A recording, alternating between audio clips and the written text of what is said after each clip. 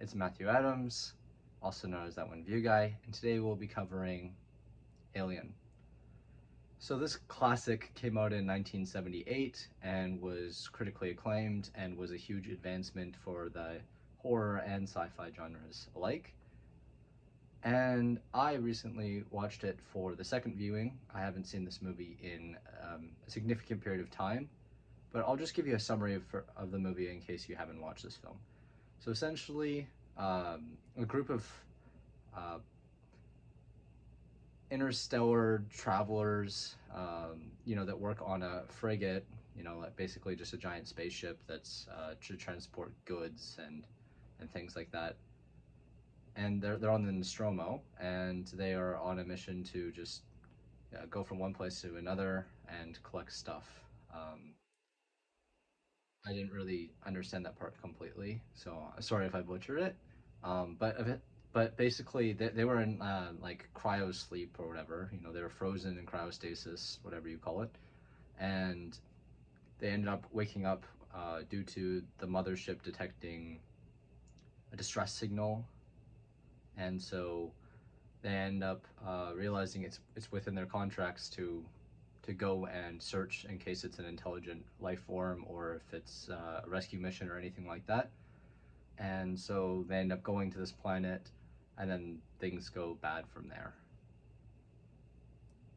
So that's the summary. Now, let me kind of dive more into kind of what works and what doesn't work in this film.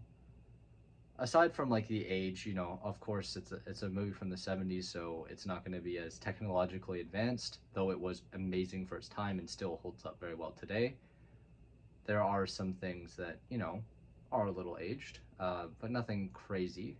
I think that overall, like it's aged pretty well, especially compared to other movies of its time period.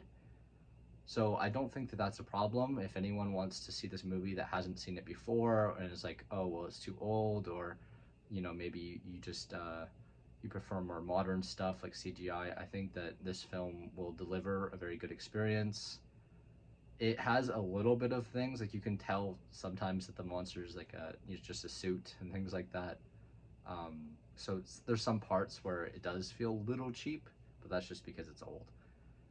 Overall, so what I think works in this film very well is the music. The music is awesome in this film. It's very well done. You have a little bit of suspense. You have a little bit of curiosity. Like there's a lot of different vibes going on in this film in terms of the music. The music is very well done in this film. The lighting, this is something I praise about most old films. They just did lighting so much better than nowadays, from my personal experience. It gets like this kind of dark, decrepit kind of vibe to it a little bit, but then you have these scenes where it's like very lifeful. There's a lot of things going on, even if it's just blank space. It feels very, very well done in that regard. So I think the lighting is phenomenal, and lighting and like soundtracks are very important for a film, and they both like nail them, and I can see why it was very well respected for its time. Now, characters. I think that the characters are very lifelike. They work. They have their own friction. They have their own interests. There's of course some characters that are not as notable, and I think that overall, I really didn't like the secondary antagonist of the film slash main antagonist, I guess, because I think that like him as a character um, just didn't really work that well. Like I understand it was supposed to kind of drive the plot forward, but it just it just didn't really hit very well. I was kind of like, oh really, this is happening? Like it just kind of it came out of nowhere, but I wasn't left shocked. I was left like, is that really necessary? But I understand it's supposed to add to like all hope is lost kind of thing, but it just didn't really hit for me personally. But all the other characters worked very well. I think Ripley was great in this film, and I think that like was a very good protagonist to watch. She wasn't boring. She was playful, but she also had her serious moments. She warned people ahead of time, so you kind of understood her from the actual perspective as she was like the smartest person in the room. But she didn't throw that in your face. Like I think it was done very well in that regard. So the characters are very well very well done. Like overall, like it's substantially better quality than a lot of modern movies in terms of character development and things like that. And while this the spaceship is kind of small in the context of like horror movies, usually there's a lot more taking place. You know, they go to different locations and things of that nature. It still feels very lifelike, and it still feels like it's enough space to work with. And I think that overall, like that aspect of it, it wasn't like claustrophobic or anything. It worked. Now, some things I didn't like as much. I think that the whole the whole aspect of like when the alien face hugger goes on the first victim, and they're like, oh, okay, quarantine, like, you know, don't go near it unless you have a mask, and, you know, be very careful and things like that. They see that it bleeds acid, all these things. And then when, you know, they see that it's gone or not on him anymore, they like immediately rush in there without any equipment or any masks or any precautions at all. And like it just kind of completely ruined the immersion that like this is an unknown species. It could be, you know, hazardous, even like just breathing in the air that it has or whatever. It could give you diseases and stuff. They didn't care.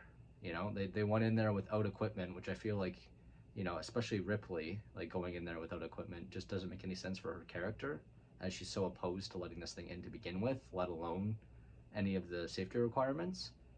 So I understand like it's a part of like the moment or whatever, but I feel like that was something that kind of let me down a little bit. It kind of broke the immersion just a little bit. Um, but overall, the film was very good quality. It was very fun. I was watching it and I didn't have any moments where I was like, oh, really? Like the only moment kind of was the whole them not seeing it and not finding it for like a little bit, but that was just more of a minor moment. And correct me in the comments if I'm wrong about that. But overall, this film was very well done. It served its purpose, it told a meaningful story, and it allowed for continuations, which there's many now. And yeah, let me know if you want me to cover the rest of the series. I'm probably gonna finish my Jurassic World 2 video sometime in the future. I still haven't gotten around to it, unfortunately, as I plan on doing a couple more movies beforehand that are more on my mind right now. And I think a clean slate is actually better, because if I go off of 1 and 2, then, you know, it's very different pacing. Anyways, um, overall, for the children rating slash, you know, what I would recommend for this, I originally watched this film maybe when I was 14 or so. It wasn't really scary or anything like that. Honestly, it's more of like a suspense thriller kind of movie than it is a horror. The jump scares aren't scary. There's like, you know, there's very few of them to begin with. But this movie feels very fair in terms of it, like it's gore and things like that. There's not a whole lot of it. It's actually pretty sparing in this film. And overall, I think that this film is probably, you know, you could probably watch this film with your 9-year-old kid or something like that, as long as they have some scare tolerance. Of course, your discretion is advised, and I'm not recommending a certain age for you to watch it with your kids. It's completely your discretion.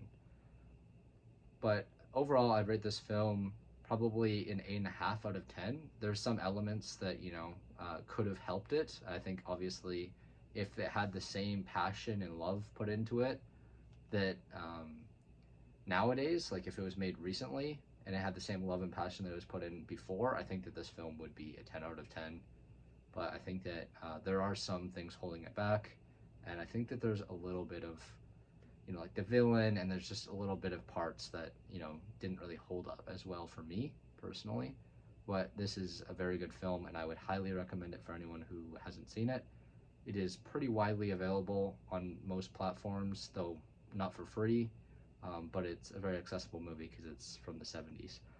Anyways, thank you for watching my review, and I really hope you appreciated it, and make sure to like and subscribe if you enjoy my content, and if not, thank you for watching.